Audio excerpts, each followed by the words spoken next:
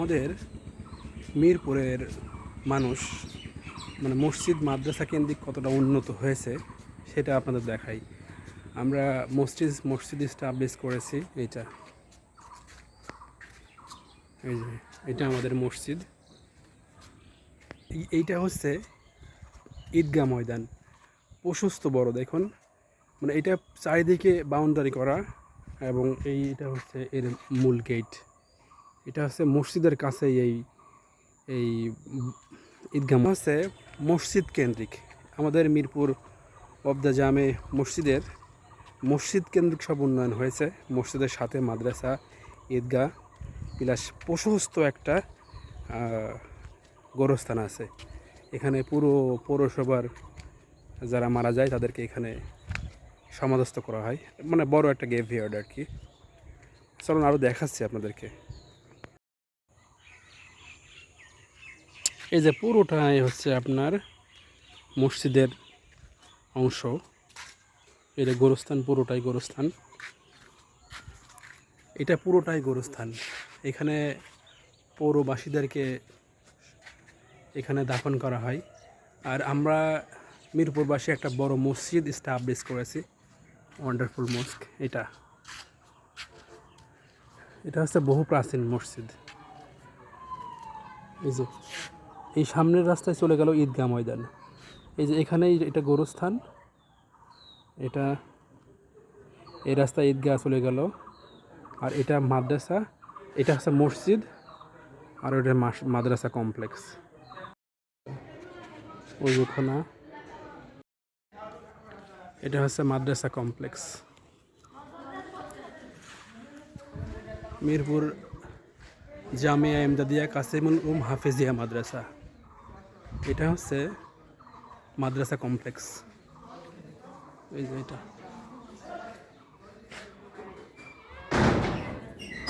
আর এইটা হচ্ছে সমস্ত প্রতিষ্ঠানের গেট। এই গেট দিয়ে এই প্রতিষ্ঠানে এন্ট্রি করা যাবে। এই যে এটা মাদ্রাসা, এই সাথে মসজিদ, পিছনে গোরস্থান, এটা হচ্ছে ঈদগাহ ময়দান। এই যে এখানে লেখাই আছে মিরপুর এমদাদিয়া কাসেমুল উলুম হাফিজিয়া মাদ্রাসা ও লিল্লা বোর্ডিং।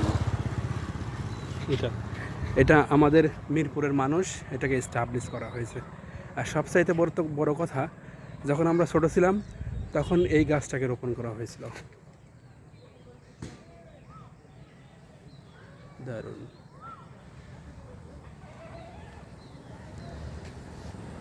এই গাছটা আর সামনের গাছটা দেখুন কত বড় হয়েছে।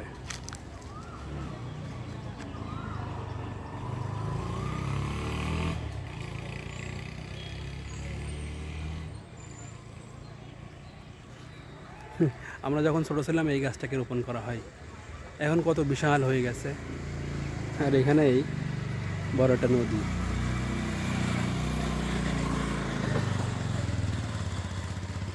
ডে বাই ডে অনেক উন্নত হচ্ছে।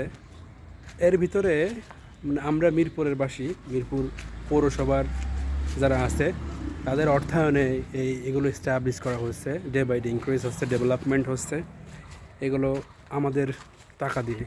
চলুন আমাদের ঈদগাহ ময়দানের ভিতরে একটু দেখাই। আমরা অনেক ঈদগাহ ময়দানে দেখেছি যে তারা বৃষ্টি হয়ে গেলে তারা ঠিকঠাক মতো নামাজ পড়তে পারে না। আমরা আমাদের ঈদগাহের ভিতরে গিয়ে একটু দেখি আমাদের ঈদগাহের অবস্থা কী। এই দেখুন কাতারগুলোকে কত সুন্দরভাবে দেওয়া হয়েছে, দেখছেন? অনেক দারুণ। আর আমরা অনেক ঈদগাহ দেখেছি, অনেক ঈদগাহ ময়দানে আমরা গিয়েছি, সেখানে কিন্তু এই ধরনের নিচে এই দেখুন একেবারে প্লাস্টার করা, মানে পাকা করে দেওয়া। অনেক এলাকায় আছে মসজিদে নামাজ পড়তে গেলে, সেখানে ঈদগাহ ময়দানে নামাজ পড়তে গেলে একটা বৃষ্টি আসলে সেখানে নামাজ পড়ানো যায় না, প্রচুর পরিমাণে কাদা হয়ে যায়।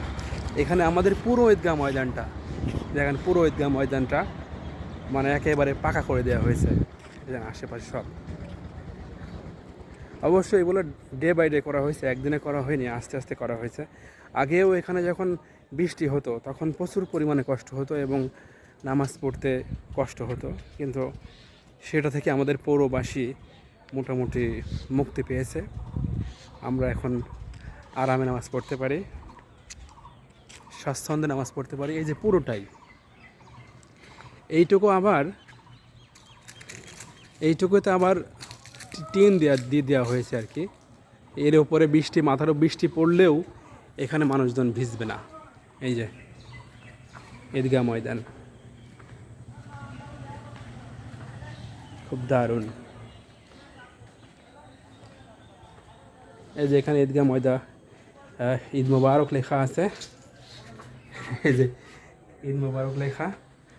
তো এই হচ্ছে আমাদের মিরপুর পৌরসভার ডেভেলপমেন্ট। এগুলো আমাদের অর্থায়নে, মানে এলাকাবাসীর টাকা এগুলো করা।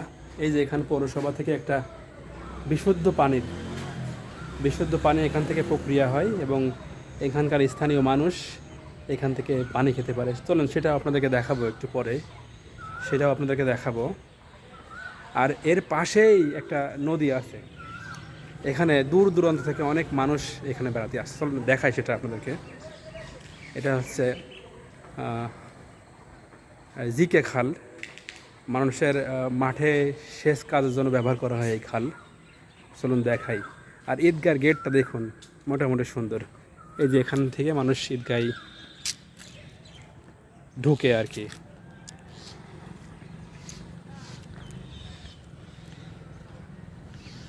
এখানে অবশ্য রাতের বেলায় লাইটের ব্যবস্থা করা থাকে। এই যে লাইটগুলো ভেঙে আছে।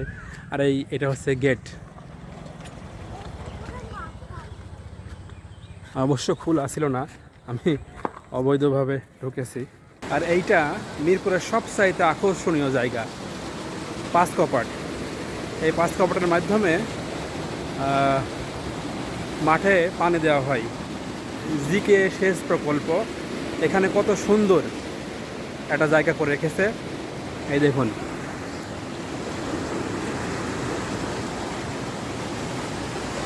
এই দেখুন,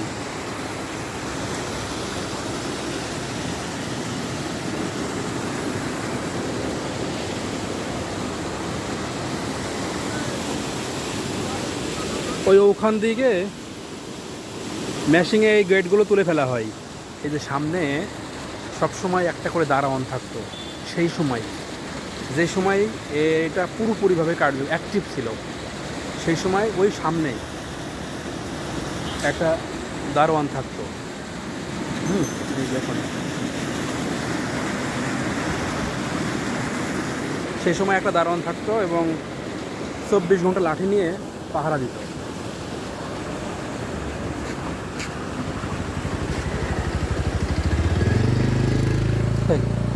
মানে খুবই কমপ্লিকেটেড রাস্তা, একটা মোটরসাইকেল গেলে আর যাওয়ার রাস্তা থাকে না এটা দিয়ে।